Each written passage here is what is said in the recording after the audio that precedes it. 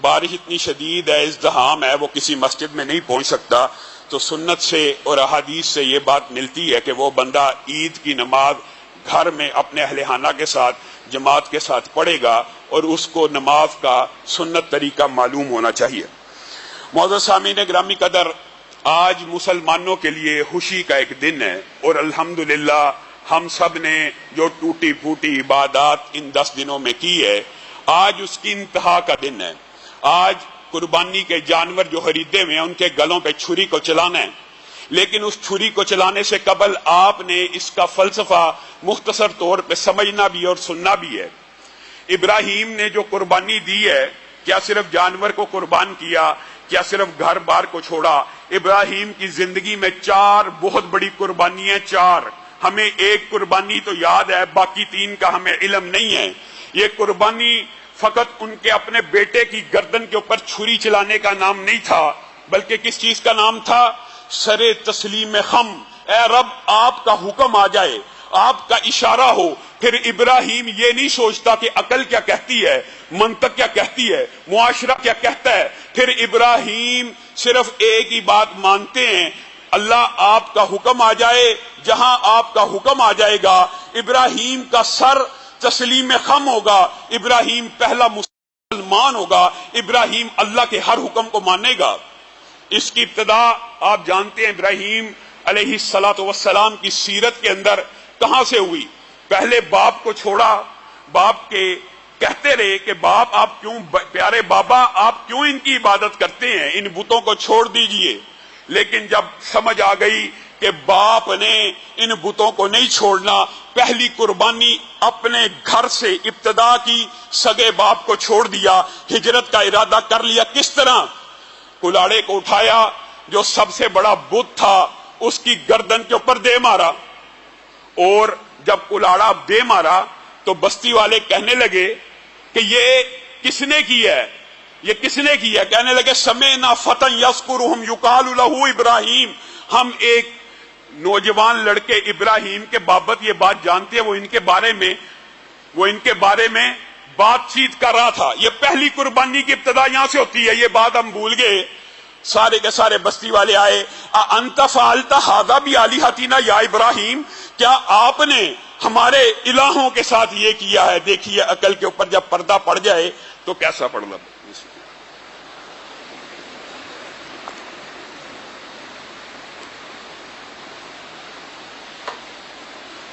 کھڑے ہو کے پانی پینا سنت میں جائز ہے، بعض لوگ یہ سمجھتے ہیں کہ پانی کو کھڑے ہو کے پینا سنت سے ثابت نہیں ہے۔ ابراہیم کو یہ بات کہی، انت فعلت ھذا بآلہتنا یا ابراہیم، کیا تو نے ہمارے الہوں کے ساتھ یہ کیا ہے؟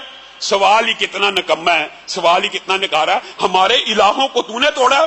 ابراہیم نے بھی کیا خوبصورت جواب دیا، بل فعلہ کبیرہم ھذا، یہ جو بڑا بت ہے نا اس نے توڑا ہے، فسألوہم ان کانوا ینطقون، ان سے پوچھ لو اگر یہ بولتے ہیں، اگر یہ بولتے ہیں تو ان سے پوچھ لو، یہ بڑے نے توڑے ہیں سارے۔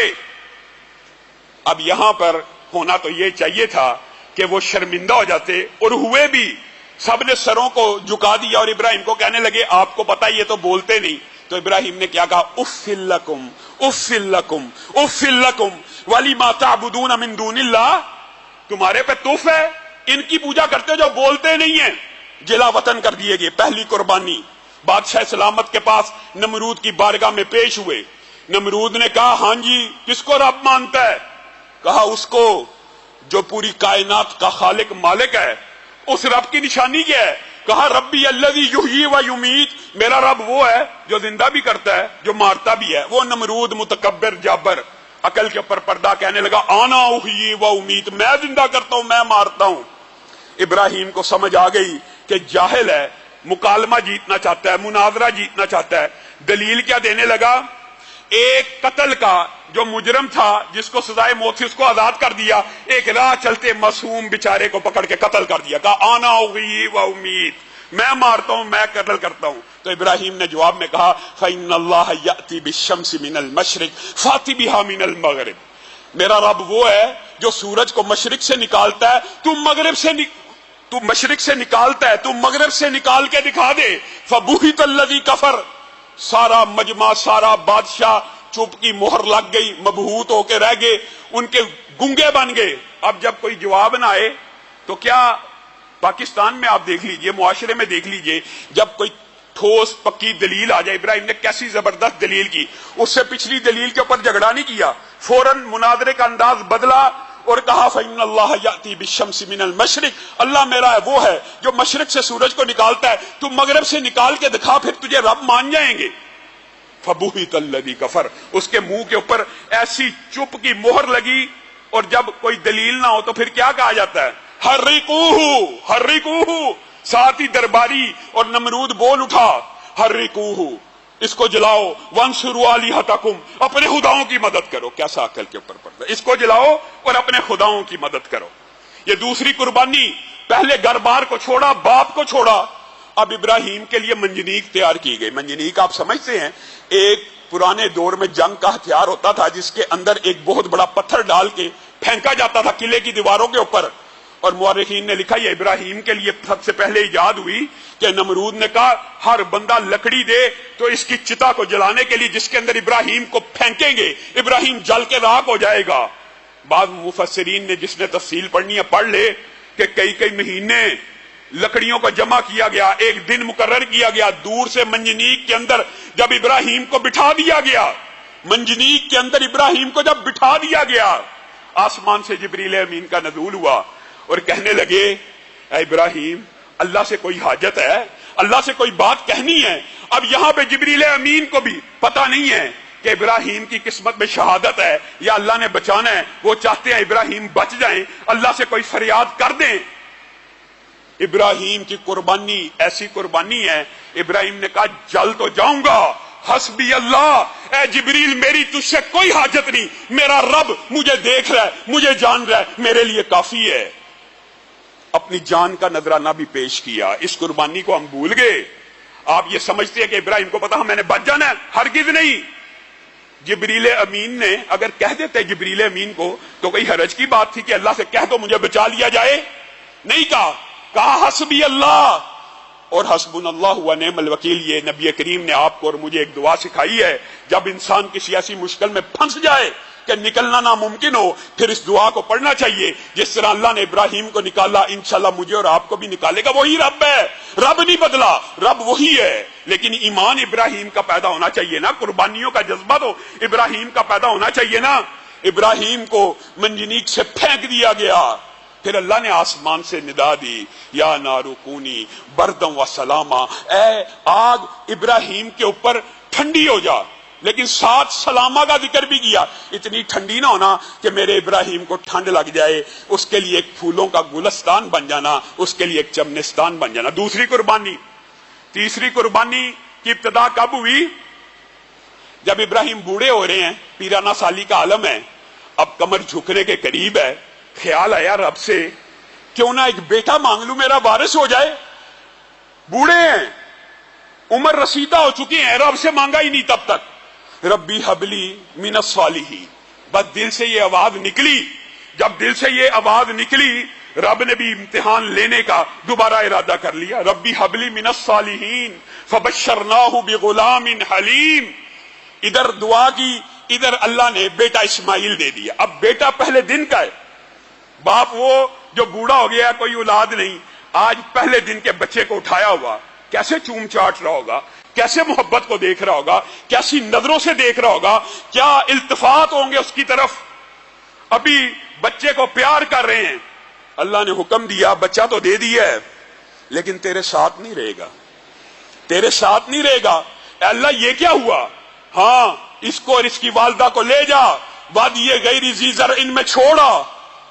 اللہ کے سامنے چونی کی، چرانی کی، عقل اور منطق نہیں چلائی کہ اللہ ابھی تو پیدا ہوا ہے، کچھ دن تو عقیقہ ہی ہو جائے، کچھ دن بڑا ہو جائے، اللہ میں اس کو کچھ دن دیکھ لوں، اپنی کلیجے کو نظر کو ٹھنڈا کروں۔ اسی وقت اٹھایا بیوی کو، چلو نکلو کوچ کرو، کہاں جانا ہے سرتاج؟ جہاں جانا تو میں بتاتا ہوں۔ بیوی دیکھ رہی ہے، صحرا کراس ہو رہے ہیں، بڑے بڑے خوبصورت باغات کراس ہو رہے ہیں، کالے پہاڑوں کی سرزمین آ گئی ہے، بالکل ویرانہ، نہ کوئی پانی نہ کوئی گھاس، اس دور میں وہاں پہ ایک گھاس کا ذرہ بھی نہیں تھا۔ ابراہیم یہ کہاں لے آیا ہے؟ ابراہیم یہ کہاں لے آیا ہے؟ بے آب و گیا وادی میں ابراہیم ایسے ہیں، دل کے اوپر پتھر رکھ کے رب کے حکم کی ایسی تعمیل کر رہے ہیں کہ بیوی کو ابھی تک بتلا بھی نہیں رہے کہ رب کا حکم ہے، صرف اس لیے کہ کہیں رب سے باغی نہ ہو جائے، رب کے خلاف کھڑی نہ ہو جائے کہ تیرے رب نے یہ کیا حکم دیا۔ لیکن بیوی کے اوپر بھی قربان جائیں، خاموش ہیں، پورا سفر خاموش۔ جب ایک ویرانے میں جب ابراہیم کو پتہ لگ گیا یہ وہ جگہ ہے جہاں پہ رب نے چھوڑنے کا حکم دیا، چھوڑ کے جانے لگے، تو بیوی نے ایک بات کہی تھی۔ مورخین مفسرین نے لکھا، ابراہیم کس کے کہنے پہ چھوڑ کے جا رہے ہو؟ اتنا بتا دو، اپنی مرضی سے چھوڑ کے جا رہے ہو، ستناپے کا چکر تو نہیں ہے، یا رب کے حکم سے چھوڑ کے جا رہے ہو؟ ابراہیم کی اس وقت آنکھوں میں پانی آ گیا، دل لرز گیا، آسمان کی طرف ہاتھ کو صرف اٹھا کے اشارہ کیا، جس کا مطلب یہ تھا کہ یہ میرے رب کا حکم ہے، ورنہ میں تجھے اپنے دل سے اور اپنے لگتے جگر کو جدا نہیں کرنا چاہتا۔ پھر جب مڑ چکے تھے، رب کی طرف اشارہ کیا تو ایک دعا کی، انی اسکنت من ذریتی بواد غیر ذی زرع عند بیتک المحرم۔ اللہ، بے آب و گیا وادی میں تیرے آسرے پہ، تیرے حکم پہ چھوڑ کے جا رہا ہوں، اب کھانے کا پینے کا بتائیے دنیا کی تاریخ میں کوئی ایسا واقعہ ملتا ہے کہ ہامن کسی بیوی اور بچے کو ابھی چند دن کا چھوڑ کے چلا جائے؟ یہ قربانی ہم بھول گئے۔ آگے آئیے، اللہ تعالیٰ نے جب اسماعیل بڑے ہوئے تو اللہ تعالیٰ نے ملاقات کی اجازت دی، ہاں اب وقت آ گیا ہے کہ تو اس سے مل سکتا ہے، اب تو اس کے پاس جا۔ ابراہیم دوڑتے ہوئے اپنے بیوی بچے کے پاس آئے اور کیا دیکھا؟ اسماعیل اپنے باپ کے انتظار میں باہوں کو کھولے کھڑا ہے اور یا ابتی یا ابدی کے نعرے لگا رہا ہے، اے میرے بابا آپ کہاں رہ گئے تھے، آپ مجھ سے ملنے کیوں نہیں آتے؟ باپ کے آگے پیچھے دوڑ رہا ہے۔ اور قرآن پاک نے بھی، اللہ نے بھی کیا نقشہ کھینچا ہے، فلما بلغ معہ السعی، فلما بلغ معہ السعی، جب باپ کے آگے دوڑنے لگا، باپ کے پیچھے دوڑنے لگا، ابا جی کہہ کے پکارنے لگا، باپ کا کلیجہ محبت سے بھر گیا۔ اللہ نے کہا پہلے گھر تو چھوڑا، اپنی جان کی بھی قربانی دی، بیوی بچوں کو بھی میرے لیے چھوڑا۔ آج محبت کا انداز فرق ہے، آج باپ اور بیٹے کی جو محبت ہے وہ سمجھ، اللہ رب العزت بھی یہ آزما رہے ہیں ابراہیم کو کہ آج محبت ہے جو ابراہیم کے دل میں ابھر کے آ رہی ہے، کہیں یہ محبت رب کی محبت میں غالب تو نہیں آ گئی؟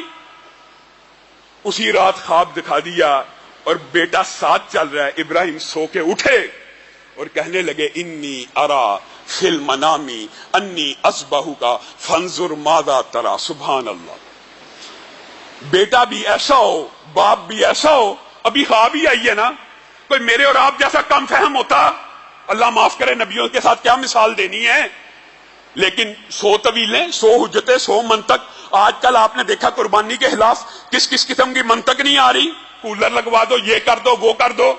ابراہیم کو بھی شیطان نے وسوسے ڈالے تھے، یہ بھی صحیح سند سے ثابت ہے، ان کو بھی کہا تھا، ہاں بھی ہے نا، ہاں بھی ہے نا، کون سا ابھی وہی آئی ہے، وہی کا انتظار کر لے۔ اب بتائیے شیطان کیا یہ چاہتا تھا اسماعیل زندہ رہیں؟ شیطان کی تو یہ مرضی ہونی چاہیے تھی کہ قربانی ہو جائے، دنیا سے چلے جائیں، لیکن شیطان کا بنیادی ٹارگٹ یہ ہوتا ہے کہ اللہ کے حکم سے منع کیا جائے، بس اللہ کا حکم نہیں ماننا بس۔ اور ابراہیم کی پوری زندگی اس بات کے اوپر ڈیپینڈ کرتی ہے، اور ان کی پوری زندگی کا خلاصہ یہ ہے، جہاں رب کا حکم آ جائے سرے تسلیم ہم، اللہ تعالیٰ جان مانگے گا جان دیں گے، گھر چھوڑنے کو کہے گا گھر چھوڑیں گے، ہجرت کرنے کا کہے گا ہجرت کریں گے، بیوی بچوں کو چھوڑنے کا کہے گا چھوڑ دیں گے۔ لیکن آج جو خواب آیا ہے یہ بہت عجیب ہے، انی ارا فی المنامی انی اذبحک فانظر ماذا تری۔ پیارے بیٹے، میں نے خواب دیکھی ہے کہ میں تجھے ذبح کر رہا ہوں، تیری اس خواب کے بارے میں کیا رائے ہے؟ بیٹا بھی سبحان اللہ، قربان جائیں، بیٹے کو پتا ہے باپ نبی ہے، بیٹے کو پتا ہے باپ پیغمبر ہے، اور نبی اور پیغمبر کا خواب وہی ہوتا ہے۔ کہنے لگا یا ابا تفعل یا ابا تفعل یا ابا تفعل یا ابا تفعل، اے میرے باپ، اس یا ابا تفعل ما تؤمر، اے میرے باپ وہ کام کر دیجئے جس چیز کا حکم آپ کو آپ کے رب نے دیا ہے، ستجدنی انشاءاللہ من الصابرین۔ اے میرے پیارے بابا جان، اگر آپ کے رب کا حکم ہے تو صرف حکم آپ کے لیے نہیں ہے، میرے کٹنے کا بھی حکم ہے، میری گردن بھی آپ کے سامنے پڑی ہوگی، آپ مجھے صبر کرنے والوں میں سے پائیں گے۔ جب بیٹے نے یہ الفاظ کہہ دیے کہ آپ مجھے صبر کرنے والوں میں سے پائیں گے، تو ابراہیم ان کا کلیجہ بھی لرزا۔ یہ بات نہیں ہے کہ انسانی جذبات نہیں تھے۔ اور یہاں پہ ضمنی طور پہ ایک بات آئی ہے، پہلی توحید کی بات یہ تھی کہ جبریل کے بھی واسطے کو حالانکہ جائز تھا، اللہ کے ساتھ کلام کر سکتے تھے، بیچ میں سے نکال دیا۔ اور دوسری بات عقیدے کی یہ بھی سمجھ لیجئے، اگر ابراہیم کو پتا ہو کہ میرے بیٹے اسماعیل نے کٹنا ہی نہیں ہے تو یہ کون سی قربانی ہے؟ آپ نے یہ کیسے فلسفے بنائے ہوئے ہیں کہ ان کو ہر چیز کا علم ہوتا ہے؟ نہیں، اتنا ہی علم ہوتا ہے جتنا اللہ دے، اور جس چیز کا علم نہ دے تو یہ بھی علم نہیں ہے کہ بیٹے نے کٹنا کہ نہیں کٹنا۔ اسی لیے اللہ تعالیٰ نے عجیب و غریب یہ منظر کشی قرآن پاک میں کی، فلما اسلما وتلہ للجبین۔ ہاں، ابراہیم کا کلیجہ اس وقت بیٹے کی گردن پہ چھری چلانے کے لیے صرف اتنا لرزا تھا، لیکن اسلام کو ایسا قبول کیا تھا، ہاتھ میں چھری تھی، بیٹے کی گردن تھی، بس بیٹے کو ایک لفظ کا فلما اسلما وتلہ للجبین۔ پیارے بیٹے، گردن سیدھی رکھتا ہے، چھری کو چلاؤں گا، خون کے چھینٹے اٹھیں گے، میرے چہرے پہ پڑیں گے، تیری چہرے کی تکلیف کہیں میری چھری والا ہاتھ ڈگمگا نہ دے، ماتھے کے بل لیٹ جا، قرآن پاک نے یہ کہا۔ ہاں، ابراہیم نے صرف یہ کیا تھا، فلما اسلما، جب دونوں نے اسلام قبول کیا، اس حالت میں ایک کے ہاتھ میں چھری ہے، ایک کا گلا کٹنے کے لیے تیار ہے، وَتَلَّهُ لِلْجَبِينِ، لیکن ماتھے کے بل لٹا دیا اور پیچھے سے گردن کے اوپر چھری کو چلا دیا۔ بسم اللہ اللہ اکبر کا نام لے کے چھری چل گئی۔ آسمان سے آواز آئی، قد صدقت الرؤیا، قد صدقت الرؤیا، قد صدقت الرؤیا۔ ابراہیم، تو نے تو اپنے خواب کو منوان سچا کر دکھایا، تو نے تو اپنے خواب کو منوان سچا کر دکھایا۔ وَفَدَيْنَاهُ بِذِبْحٍ عَظِيمٍ، ہم نے ابراہیم کی قربانی کو اس طرح قبول کیا کہ اس کو عظیم الشان ذبح کے ساتھ تمثیل دی۔ وَتَرَكْنَا عَلَيْهِ فِي الْآخِرِينَ، اب قیامت اس وقت تک قائم نہیں ہو سکتی جب تک دھرتی کے اوپر ایک بھی قربانی کرنے والا زندہ نہ ہو۔ وَتَرَكْنَا عَلَيْهِ فِي الْآخِرِينَ سَلَامٌ عَلَىٰ إِبْرَاهِيمَ۔ یہ وہ ایمان ہے، یہ وہ سرنڈر ہے، یہ وہ سر تسلیم ہم ہیں۔ اللہ تعالیٰ نے خواب کو منوان پورا کرنے کے اتنے بڑے اعداد کے بعد امت محمدیہ کے اوپر لاگو کر دیا۔ اب ہر امت محمدیہ اب اس نے جد امجد جو ہمارے نبی کے جد امجد ہیں، ان کی سنت کو آج زندہ کریں گے۔ کس انداز میں؟ جی میرا بکرا بڑا ہے، جی میرا چھترا بڑا ہے، جی میری گائے بڑی ہے۔ انما الاعمال بالنیات، اعمال کا دار و مدار نیتوں پر ہے۔ ایسی نیت سے کی گئی قربانی اللہ قبول نہیں کرتا۔ قربانی اس نیت سے ہو اللہ، ہاں جیب کو زک پڑے، قربانی ہونی بھی ایسی چاہیے جیب کو چوٹ لگے، قربانی ہو۔ قربانی کرتے ہوئے صرف جانور کے گلے پہ آپ نے چھری کو نہیں چلانا، ساتھ دل میں یہ نیت کرنی ہے، کوشش کریں اپنے ہاتھ سے چلائیں اور وہ منظر اپنے دماغ میں لے کے آئیں۔ ایک باپ نے اپنے بیٹے کی گردن کے اوپر، کس نے؟ نبی بیٹے کے اوپر چھری کو چلا دیا تھا۔ کس کے کہنے پر؟ اللہ کے کہنے کے اوپر۔ اللہ کے کہنے کے آگے کسی عقل منطق کا کوئی فلسفہ نہیں چل سکتا۔ رب، یہ جانور چند ٹکوں کے ہم نے خرید لیے ہیں، ان کا خون آپ کی بارگاہ میں بہائیں گے، ان کا خون گرنے سے پہلے آپ ہمارے گناہ معاف کریں گے، ان کے بالوں کے برابر اجر و ثواب ملے گا، یہ پل صراط پہ ہماری سواریاں ہوں گی۔ لیکن اے رب، آپ کے حکم کے اوپر جھوٹ کے اوپر بھی چھری کو چلا دیں گے، فراڈ کے اوپر بھی چھری کو چلا دیں گے، دھوکے کے اوپر بھی چھری کو چلا دیں گے، حرام کھانے کے اوپر بھی چھری کو چلا دیں گے، بے حیائی کے اوپر بھی چھری کو چلا دیں گے، غیر محرم کو دیکھنے کے اوپر بھی چھری کو چلا دیں گے۔ چھری چلانی ہے تو اپنی خواہش ہے نفسانی کے اوپر بھی چلاؤ، اپنی شہوتوں کے اوپر بھی چلاؤ۔ اللہ رب العزت جو کہا گیا، جو سنا گیا، اس کو سمجھنے کی توفیق عنایت فرمائے۔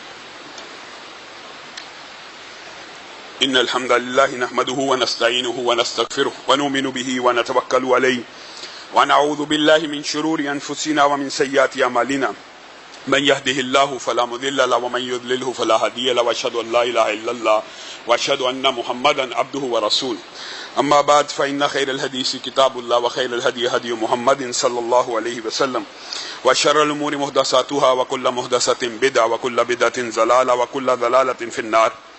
معزز سامعین گرامی قدر، صرف دو باتیں کر کے ہم دعا کریں گے. پہلی بات تو میں یہ کہنا چاہتا ہوں کہ یہ کرونا وائرس کسی خاص مذہب سے تعلق رکھتا ہے یا یہ لبرل اور سیکولر وائرس ہے.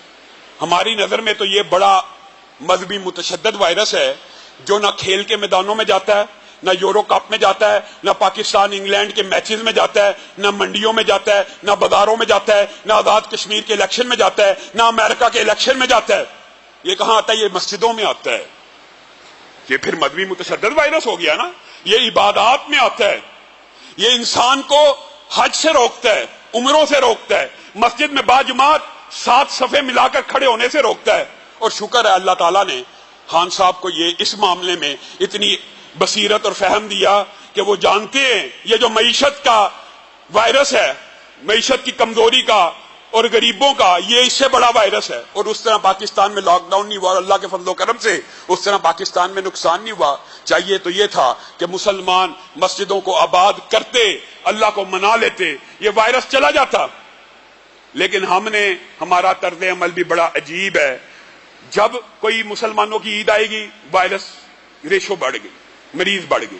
اب یہ بڑی عید آئی تھی، اب ڈیلٹا وائرس پورے معاشرے میں پھیل رہا ہے. اب یہ عید ختم ہوگی، یہ وائرس بھی ختم ہو جائے گا. ہماری حکومت سے یہ اپیل اور التجا ہے کہ اللہ کے لیے اب تعلیمی اداروں کو دوبارہ بند مت کیجیے. جو ہونا تھا ہو گیا.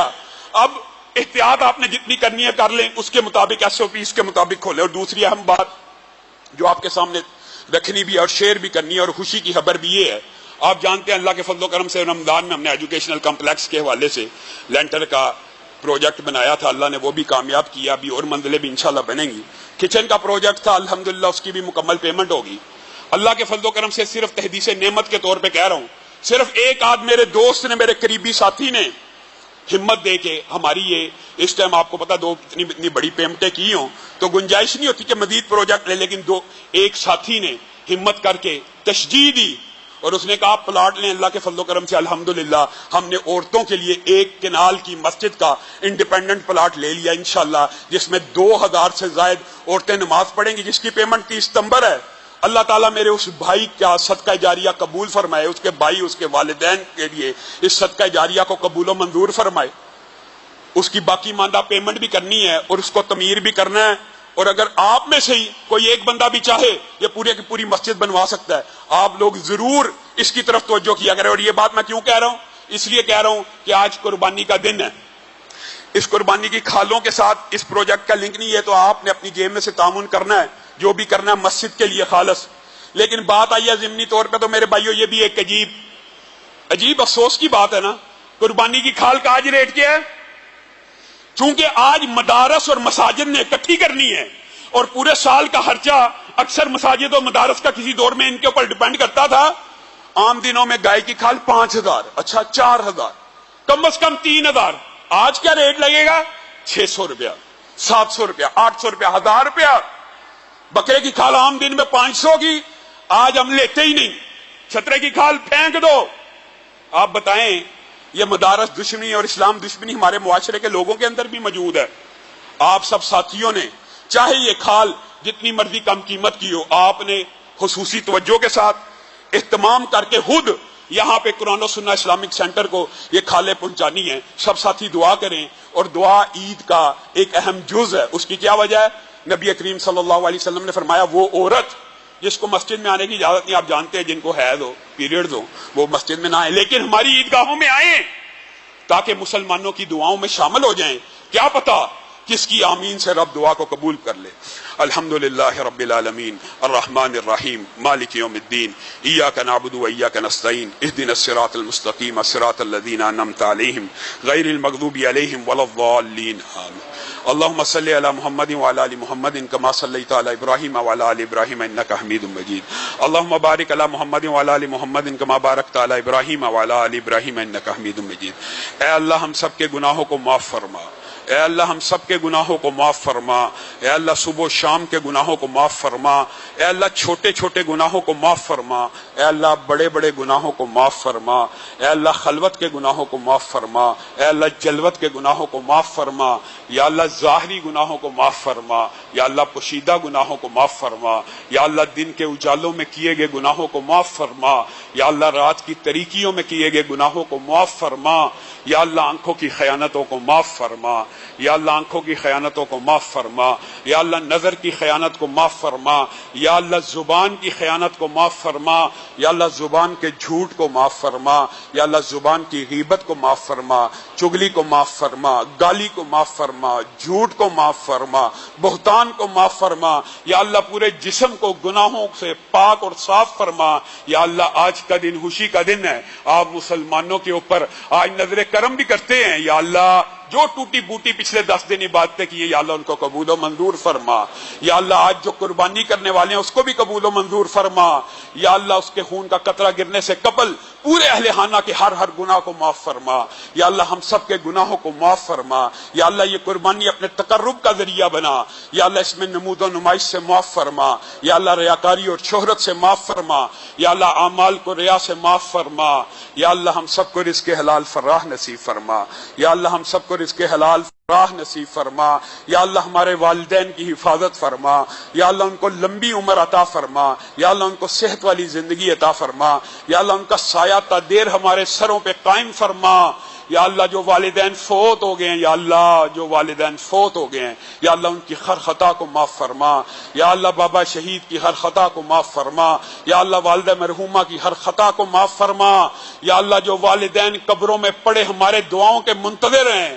یا اللہ ہم تو اپنی خوشیوں میں مگن ہو جاتے ہیں، یا اللہ ان کو قبروں میں ہماری دعا کی ضرورت ہے، اور نبی کریم فرماتے ہیں قبر کے اندر ان کا درجہ جنت میں بڑھتا ہے، وہ ان کو بتایا جاتا ہے ان کے بچے ان کے لیے ہاتھوں کو اٹھائے ہوئے ہیں، جس کا درجہ بھی بڑھتا ہے اس کو اطلاع دی جاتی ہے تیرے فلاں بیٹے نے فلاں دوست نے تیرے لیے دعا کی ہے، یا اللہ ہم اپنے فوت شدگان والدین کے لیے یہ دعا کرتے ہیں، یا اللہ ان کی قبر کو جنت کا باغ بنا، یا اللہ ان کی قبروں کو کشادہ فرما، یا اللہ ان کی قبروں کو ٹھنڈا فرما، یا اللہ ان کے درجات کو بلند فرما، یا اللہ ان کو یہ اطلاع پہنچا کہ ان کے بچے ان کے لیے دعائیں کر رہے ہیں، یا اللہ جو بھائی بہن فوت ہو چکے ہیں یا اللہ ان کی قبروں کو بھی ٹھنڈا فرما، یا اللہ جو پھپھا پھوپھی فوت ہو چکے ہیں، چچا چچی فوت ہو چکے ہیں، یا اللہ ماموں مامی خالو خالہ، یا اللہ دادا دادی نانا نانی، یا اللہ جتنے قریبی اعزاء اقارب فوت ہو چکے ہیں، یا اللہ سب کی قبروں کے اوپر رحمتوں کا نزول فرما، یا اللہ سب کی قبروں کے اوپر رحمتوں کا نزول فرما،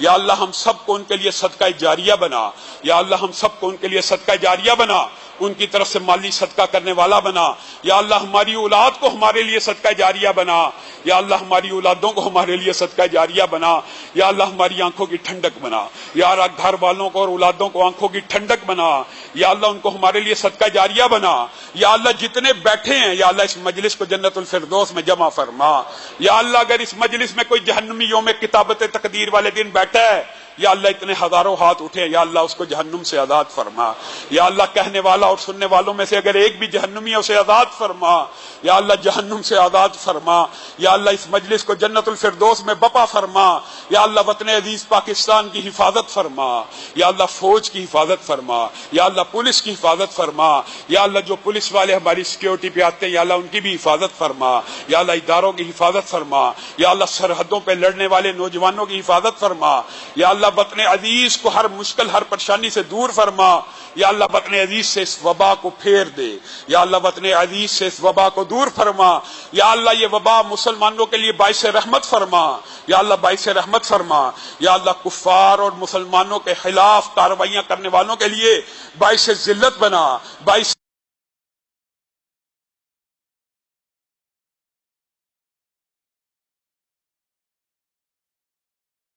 یا اللہ ان کو صحت کاملہ عاجلہ نصیب فرما، یا اللہ عید کی سچی خوشیاں نصیب فرما، یا اللہ عید کو سنت طریقے سے منانے کی توفیق عنایت فرما، یا اللہ قبر بھی آسان فرما، یا اللہ حشر بھی آسان فرما، یا اللہ ہم سب کی دعاؤں کو قبول و منظور فرما، یا اللہ جو زبان پہ آ گئی ہیں آپ کے سامنے رکھ دی ہیں، یا اللہ شریروں کی شرارت سے محفوظ فرما، حاسدوں کے حسد سے محفوظ فرما، حاقدوں کے حقد سے محفوظ فرما، یا اللہ اس مرکز کو قیامت تک مینارہ نور بنا، مینارہ توحید بنا، یا اللہ اس کو قیامت کی دیواروں تک قائم فرما، شاد اور آباد فرما، یا اللہ جو اس مسجد کو آباد کرنے میں، ان مراکز کو آباد کرنے میں تگ و دو کرتے ہیں، یا اللہ تو ان کے گھروں کو آباد فرما، یا اللہ جو تیری مسجدوں کو عبادت کرتے ہیں تو ان کے گھروں کو آباد فرما، یا اللہ ہم سب کی دعاؤں کو قبول و منظور فرما، یا اللہ جتنی جائز تمنائیں ہیں ان کو قبول و منظور فرما، یا اللہ جو بیٹیاں اور بہنیں رشتوں کی وجہ سے پریشان ہیں ان کو اچھے نیک رشتے نصیب فرما، یا اللہ ان کو اچھے نیک رشتے نصیب فرما،